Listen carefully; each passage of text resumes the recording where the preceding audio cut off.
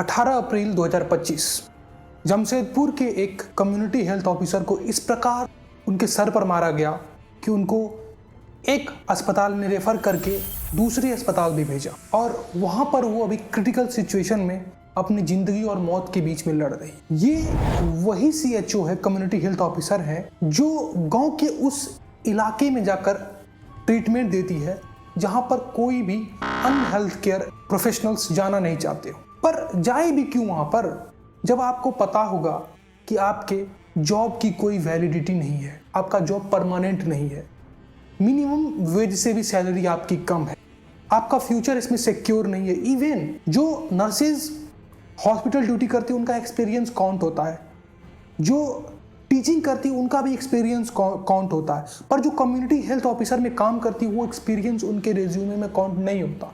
तो उनका फ्यूचर कैसे सिक्योर होगा? और बिना इन चीज़ों की परवाह किए कुछ हमारे ब्रेव कम्युनिटी हेल्थ ऑफिसर्स हैं जो गांव के उस इलाके में भी जाते हैं जहाँ पे शेरों का खतरा रहता है, जहाँ पे कोई नेटवर्क नहीं होता, वहां पर जाकर के वो लोगों को ट्रीटमेंट देते हैं और फिर उनके साथ ऐसा व्यवहार होता है कि उनको सीधे ICU पहुंचाया जाता है। और ये कम्युनिटी हेल्थ ऑफिसर तक ही सीमित नहीं है। कुछ दिन पहले उत्तराखंड में एक नर्सिंग ऑफिसर का रेप कर दिया गया। नर्सिंग ऑफिसर जिन्हें हम backbone of health care system कहते हैं, क्या उनको हम वो रिस्पेक्ट दे पाते हैं? सिर्फ कहने के लिए वो बैकबोन, हमने उनको कह दिया कि ये backbone of health care system है। क्या उनको कहीं ना कहीं डिस्क्रिमिनेशन देखने के लिए मिलता है इसमें? चाहे वो उनका हॉस्पिटल हो या हॉस्पिटल से बाहर हो, उनको डिस्क्रिमिनेशन देखने के लिए मिलता ही। पर नर्सिंग ऑफिसर्स हमें निराश नहीं किया है, चाहे वो कोरोना काल हो या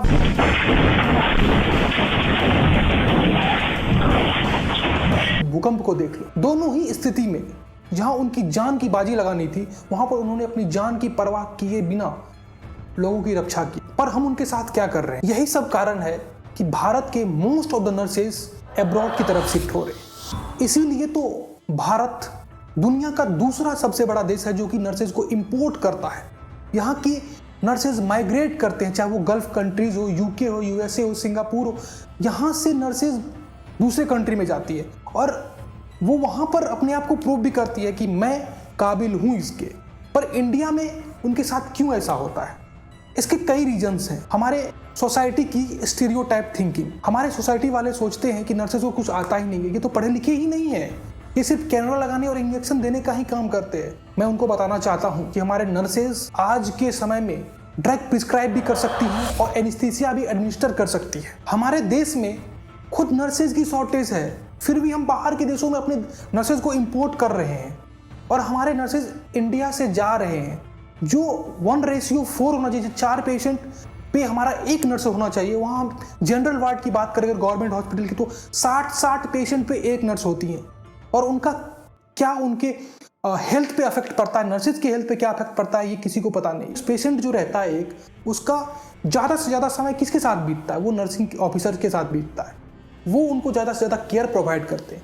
एक लेटने की वजह से अगर एक पेशेंट है और वो लगातार लेटा रहा तो उसको बेड सोर हो सकता है और वो मांसपेशियों को भी बर्बाद कर सकता है। एक अगर पेशेंट लेटा हुआ, बस मैं उसकी बात कर रहा हूँ, उसके बोन को भी डैमेज करता है, हड्डी को भी डैमेज कर सकता है। और ऐसे क्रिटिकल सिचुएशन से हमारे नर्सेज बचाती है उनको।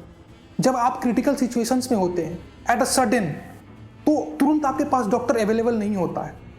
जब कोई पेशेंट एडमिट रहता है तो तुरंत डॉक्टर अवेलेबल नहीं रहता है, उनको आने में कुछ ना कुछ समय लगता है या उनको प्रिस्क्राइब करने में कुछ ना कुछ समय लगता है। इतने में कौन आपका हेल्प करता है? आपको कौन केयर प्रोवाइड करता है? पेशेंट और उनके अटेंडेंट का सबसे ज़्यादा अगर एक्सपोजर किसी के साथ होता है, कोई मिलता जुलता है, तो वो हमारे नर्सिंग ऑफिसर्स होती है। और कहीं भी डिसफंक्शन होता है तो जिम्मेदार कौन होता है? सिर्फ नर्सेज होती है। हॉस्पिटल में कोई भी गड़बड़ी हुई, उसका जिम्मेदार कौन है? सिर्फ नर्सेज है। आज का माइंडसेट ही यही हो चुका है। हॉस्पिटल में अगर कोई भी गड़बड़ी हुई वार्ड में, उसकी जिम्मेदारी नर्सिंग ऑफिसर्स को ही जाती है। नर्सेज के कंट्रीब्यूशन को हम एक्नॉलेज नहीं कर पा रहे हैं। चाहे वो कोरोना के समय हो, उन्होंने सारे नर्सिंग ऑफिसर्स, सारे नर्सिंग प्रोफेशंस के जितने भी लोग थे, उन्होंने एराडिकेट किया कोरोना को हमारे इंडिया से। और हमने मान लिया कि ठीक है नर्सिंग प्रोफेशन ने किया, पर हम स्टीरियोटाइप जो हमारे माइंड में था वो हमेशा के लिए रहा ही, उनको हम नहीं निकाल पाए। सबसे पहला जरूरी कि हम स्टीरियोटाइप जो थिंकिंग है हमारी कि नर्सेज आर लाइक कंपाउंडर्स, उसको हमारे माइंड सेट से अलग करना है। हमें इसको निकालना है।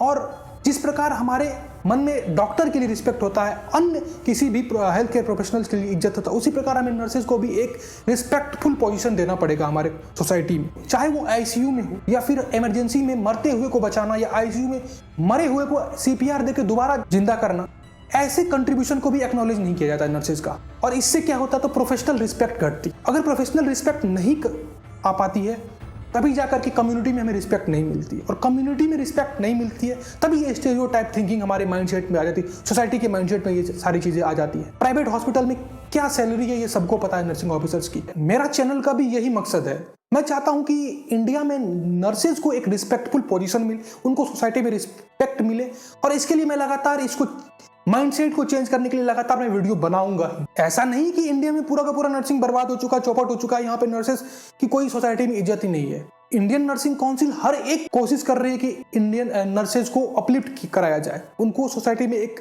पहचान दिलाया जा सके, चाहे वो वेरियस नर्सिंग प्रैक्टिशनर डिग्री की लॉन्च करने की हो या नर्सेज को पावर देने की हो।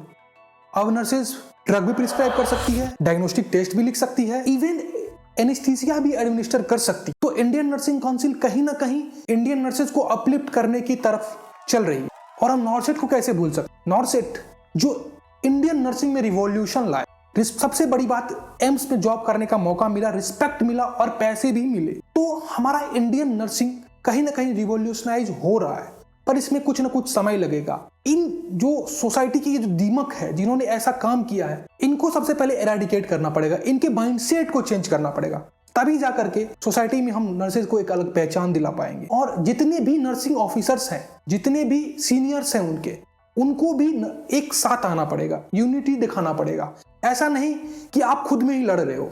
जब नर्सेज को के ऊपर कोई बात आती है तो उनके सीनियर का ये हक बनता है कि उनका साथ दे। ऐसा नहीं कि ये इसका ही गलती है। जैसे सीनियर हूं मैं, तो मेरे जूनियर की अगर मेरे वार्ड में कोई गलती हुई तो मैं जूनियर को ही गलती दूंगा और किसी और को नहीं दे सकता। ऐसा नहीं होना चाहिए। सीनियर्स को हमेशा यूनिटी रहना चाहिए, नर्सेज को एक साथ यूनाइट होकर के काम करना चाहिए। चाहे वो इंडिया में किसी भी स्टेट का नर्स हो, तमिलनाडु की हो, केरला की हो या महाराष्ट्र की हो या बिहार की हो, हर जगह के नर्सेज को एक साथ यूनाइट होकर के काम करना पड़ेगा। और भेदभाव, एक दूसरे से के साथ भेदभाव नहीं करना होगा, एक दूसरे को सपोर्ट करना होगा। नहीं तो ऐसे ही डिस्क्रिमिनेशन आपको भी झेलना पड़ेगा। आप सीनियर हो तो आपको भी झेलना पड़ेगा, आपके सीनियर से झेलना पड़ेगा, और वो जो जूनियर है तो वो आपसे झेलेंगे।